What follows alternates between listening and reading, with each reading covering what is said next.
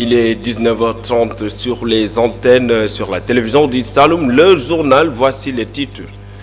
Ouverture ce matin de la session d'orientation budgétaire de l'année 2018 du Conseil départemental de Kaolack. Son président décline les objectifs fixés pour cette année avant de revenir sur le sens de cette rencontre. Après la déclaration de politique générale du Premier ministre Mohamed Boun Abdallah Dionne, les acteurs politiques se prononcent. Pour eux, ce n'est que de la répétition et de la diversion. Au même moment, le camp présidentiel se dit satisfait des nouvelles orientations du gouvernement. Signature de partenariat entre la Chambre de commerce, d'industrie et d'agriculture de Kaolack et Énergie 4 Impact, un pacte qui vise à offrir une large gamme de produits et services financiers. Tels sont les titres, le développement dans un instant.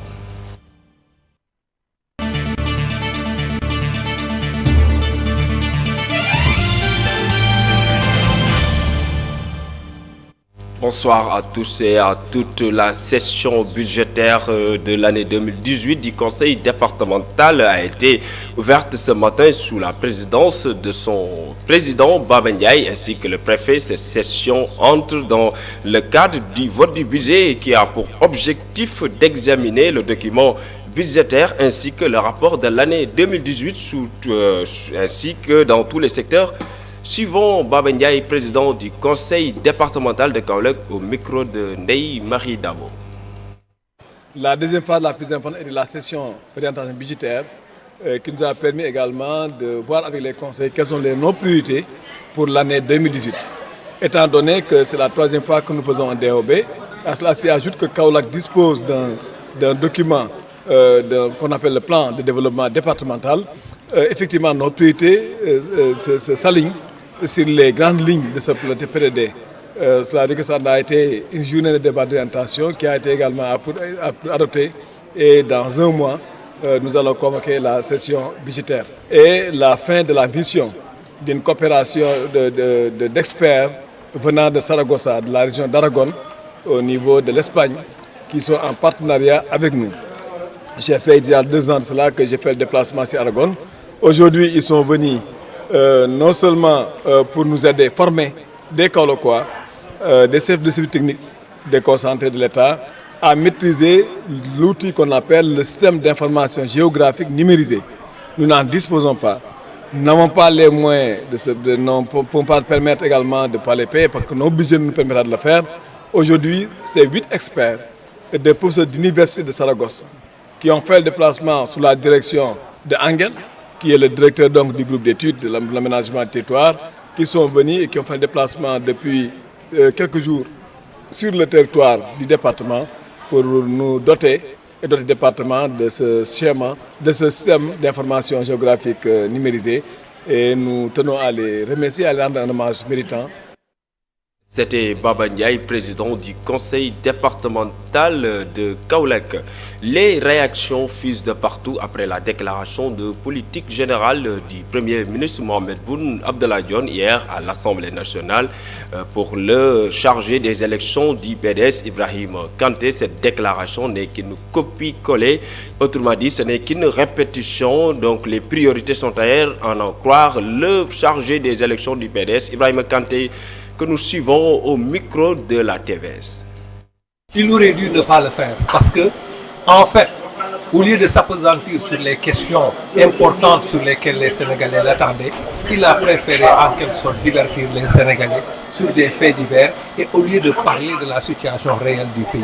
Parce qu'avant de s'attaquer d'abord à l'université de Kaolack et à d'autres infrastructures, mais les Kaolackois se souviennent d'une chose qu'il avait demandé, Macky Sall en venant ici en 2012 lors du conseil des ministres délocalisé, il avait promis 257 milliards aux Kaolackois pour refaire l'assainissement, pour relooker la ville de Kaolack.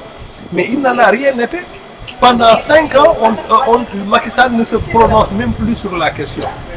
L'université dont il parle, l'université de Kaolack, ce qui est ahurissant aujourd'hui, on n'a rien mis pour reconstruire cette ville. Ni ravitaillement en eau, je le rappelle aux gens, ni ravitaillement en eau, ni électricité, il n'y a absolument rien pour Kaolack. Aujourd'hui même, ce que les gens ne disent pas la réalité, il y avait un projet des Japonais qui avait été initié par le gouvernement passé, le gouvernement d'Abdoulaye Wade, mais ce projet a été détourné au profit de la ville de Saint-Louis et personne ne dit rien sur cette affaire. C'est ça qui est grave actuellement. En quelque sorte, la déclaration de politique générale a été une déception pour la région de Kaolack, pour la ville de Kaolack. L'université de Kaolack, en fait, l'université était en totalité consacrée à la ville de Kaolack. Mais c'est Macky Sall qui est venu, qui a rebaptisé l'université de Kaolack, l'université de Sine Saloum.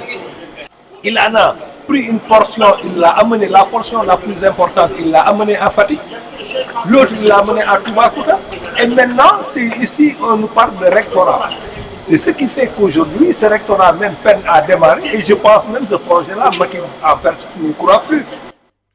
Toujours dans ce registre, le grand parti a également réagi à la déclaration de politique générale du Premier ministre Mohamed Boun Abdallah Dionne pour le responsable communal Amane Mbaye. Cette déclaration n'est que de la diversion soutenue par des promesses. Amane Mbaye est interrogé par la télévision du Saloum. Je crois que le Premier ministre, dans sa déclaration, faisait un bilan, alors que nous ne sommes pas au moment du bilan.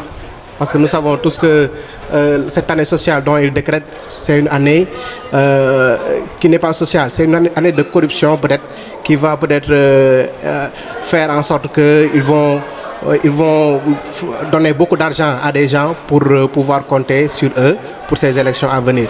Mais le bilan qu'il est en train de faire, c'est un bilan, tous les Sénégalais savent que c'est un bilan négatif. Parce que Macky Sall ne peut pas avoir un deuxième mandat sur un bilan. Parce qu'en réalité, il n'a pas de bilan. Donc, le Premier ministre qui fait cette déclaration en parlant de salles de classe qu'ils ont construit, tout ça, alors que nous savons tous que, même sur le plan scolaire, aujourd'hui, le climat social va bientôt exploser. Parce que tout simplement, les problèmes ne sont pas pris en compte. Aujourd'hui, il y a les abris provisoires, il y a tous les problèmes que l'on rencontre. Sur le plan de la santé aussi, la même chose. Donc, quand des gens vont à l'Assemblée, au lieu de parler des perspectives pour un Sénégal meilleur, ils se permettent de faire un bilan qui n'existe pas. Le président du conseil départemental de Kaolack, Baba Ndiaye, se prononce également sur la déclaration de politique générale du Premier ministre Mohamed Boun Abdallah Dionne hier à l'Assemblée nationale. Pour le président de cette structure, il s'est dit satisfait que l'État ait décrété cette année 2018 une année sociale. Baba Ndiaye est au micro toujours de la télévision du Saloum. Oui, je voudrais m'en féliciter d'abord pour dire que même si on déclare cette année une année sociale, le président de la République a eu le mérite de cumuler à la fois des politiques de solidarité nationale, des politiques sociales, à une politique de croissance économique. En 2012, quand le président Macky Sall est arrivé au pouvoir, vous avez une croissance à moins de 2%. C'est-à-dire qu'il y a une chute entre 2007 et 2012. De 2012 à 2016, nous sommes arrivés à 6,5% de croissance. Cela veut dire que le pays a fonctionné. Mais vous savez très bien que pendant ces périodes, il y a deux leviers de politiques sociales qui ont été développés dans ces pays-là. C'est la couverture médicale universelle qui a permis de prendre en charge médicalement beaucoup de familles qui n'ont pas la couverture, qui n'ont pas l'assurance, mais qui n'ont pas une prise en charge médicale. C'est aussi les bourses sociales qui ont permis à des individualités, à nos concitoyens qui sont en difficulté de pouvoir en bénéficier pendant une période bien déterminée. Ces deux leviers de politique sociale extrêmement importants, plus maintenant la carte de l'égalité de la chance qui ont été promis ici au niveau du Sénégal. Donc les politiques sociales sont extrêmement importantes et sont de mise ici au Sénégal. Et si on déclare maintenant que 2018 est une année sociale, on ne peut que s'en féliciter. En réalité, un pays, c'est d'abord des êtres humains. Ce n'est pas des bâtiments. Le développement, ce n'est pas la construction d'infrastructures et de bâtiments. C'est la satisfaction des préoccupations des populations. C'est le fait de relever tous les points auxquels les populations sont confrontées. C'est-à-dire quand on a besoin de manger, on mange. Quand on a besoin de se coucher, on se couche. Quand on a besoin de soigner, qu'on puisse soigner. Qu'on puisse aller à l'école. Quel que soit maintenant, que ce soit dans une case, on dort, ou bien on dort dans un immeuble. Donc la question du développement, si on l'aligne à l'Europe, on aura des difficultés. Et je crois qu'on fera 1000 ans sans y arriver. Mais qu'on considère le développement, c'est d'abord la puissance des populations. Et le fait qu'aujourd'hui, qu'on déclare 2018 année sociale, c'est un accent qui est mis à l'homme. Parlons tout à fait d'autres choses. Les énergies renouvelables et fossiles sont complémentaires, indique le directeur de l'ONG Énergie for Impact. Selon lui, le Sénégal dispose d'assez de ressources pour développer les pays. Le Sénégal disposera d'une centrale éolienne en 2018, ajoute-t-il, suivant Louise Seck, ancien ministre de l'Énergie, au micro de Soda Diakhoumpa. A des atouts certains dans le domaine des énergies renouvelables. Beaucoup de potentiel, que ce soit le solaire, l'éolienne, la biomasse. Et c'est dans ce cadre-là que depuis des années, le Sénégal est en train de développer ce potentiel. Et récemment, il y a un an, aujourd'hui, avec le président Macky Sall, on a eu à inaugurer 3 centrales solaires photovoltaïques. Donc si nous cumulons la puissance, c'est 40 et 30, ça fait 70 mégawatts. Aujourd'hui en Afrique subsaharienne, nous sommes les premiers en termes de centrales solaires photovoltaïques. Et il y en a certaines qui attendent, il y a des centrales éoliennes également qui attendent. Donc c'est dire que le Sénégal est en train vraiment non seulement de recourir aux énergies renouvelables pour son développement, mais en train aussi de contribuer à la lutte contre les changements climatiques. Parce que, vous devez le savoir, l'énergie est en grande partie responsable de la perturbation climatique. Parce que nous brûlons de l'énergie, cette énergie émet des gaz à effet de serre, et c'est ça qui, en partie, je crois, jusqu'à 40%, cause des changements climatiques. Mais il est heureux que, récemment aussi, on a découvert beaucoup de réserves de gaz et de pétrole au niveau du Sénégal. Moi-même qui vous parle chez moi, vers Sangomar, il y a des puits extrêmement importants qui seront bientôt en phase d'exploitation. Mais les énergies renouvelables et les énergies fossiles ne sont pas opposées, sont complémentaires. Il y a des applications. Il est plus rentable de recourir aux énergies renouvelables. Pour d'autres, il faut recourir aux énergies fossiles. Et je sais que le Sénégal pourra faire la part des choses et donc développer ensemble aussi bien son potentiel en énergie fossile que son potentiel en énergie renouvelable pour l'émergence du pays. Retour sur la signature de convention de partenariat entre Énergie for Impact et la mutuelle d'épargne et de crédit de la Chambre de commerce, d'industrie et d'agriculture de Kaolack. Cette rencontre était une occasion pour la mutuelle d'épargne et de crédit de la Chambre de commerce, d'industrie et d'agriculture de Kaolack de revenir sur les opportunités d'un tel partenariat qui vise à offrir une large gamme de produits et services financiers. Suivons le directeur de la MEC de la Chambre de commerce, d'industrie et d'agriculture de Kaolack au micro toujours de Soda Diakhoumpa. Le partenariat, ce qui a justifié, d'abord c'est en fait les termes de la convention elle-même. Je dois rappeler d'abord que nous sommes une mutuelle. Notre mission est une mission d'ordre social. Quand je dis mission d'ordre social, c'est que nous offrons aux populations des produits financiers, produits et services financiers et des produits et services non financiers. Quand nous parlons de produits et services financiers, c'est que nous prêtons de l'argent à la population vulnérable, à la population qui n'ont pas accès aux banques. Nous les assistons également en termes d'éducation financière, en termes de formation financière. Maintenant, par rapport au partenariat, nous sommes une mutuelle, donc nous finançons pratiquement tous les projets. Nous ne sommes pas spécialisés dans un domaine particulier. Vraiment, notre portefeuille, quand vous le regardez, vous trouverez en fait tous les secteurs.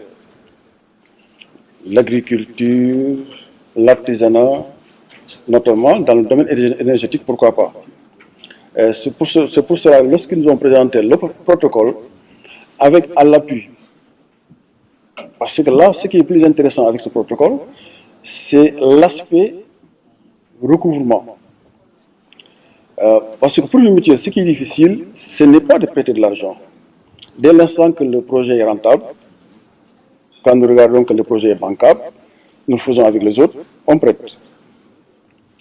Mais la mutuelle est dans un domaine extrêmement risqué. Le risque est d'autant plus élevé que nous travaillons avec une population qui n'a pas de revenus très élevés.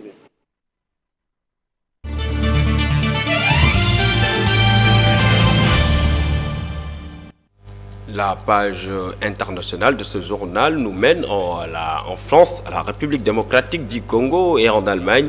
Elle est signée Amisek. 4 tremblements de terre ont été ressentis en moins d'une semaine avec une intensité croissante dans le sud du Kivu, une région sismique dans l'est de la République démocratique du Congo, suscitant l'inquiétude des spécialistes, a-t-on appris mardi de sources concordantes. Le dernier tremblement de terre a eu lieu dans la nuit de lundi à mardi. Après ce ressenti, les premiers 2 et 3 décembre 2017 ont témoigné mardi des habitants de la région auprès de l'AFP.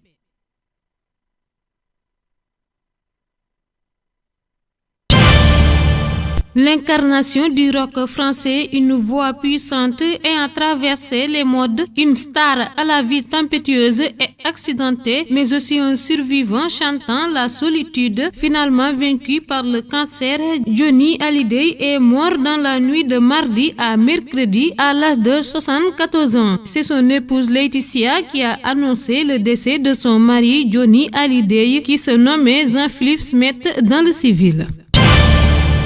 Une cinquantaine de personnes ont été blessées mardi soir lors d'une collision entre 2 trains près de Düsseldorf dans l'ouest de l'Allemagne, selon les pompiers locaux, même si les bilans des différentes autorités varient encore. Il y avait 155 personnes dans le train de passagers et 41 sont légèrement blessés, ont-ils dit. 3 autres souffrent de blessures de gravité moyenne et les 3 dernières sont grièvement atteintes et sont actuellement soignés, selon le tweet des pompiers de Merbus, la localité où s'est produit l'accident.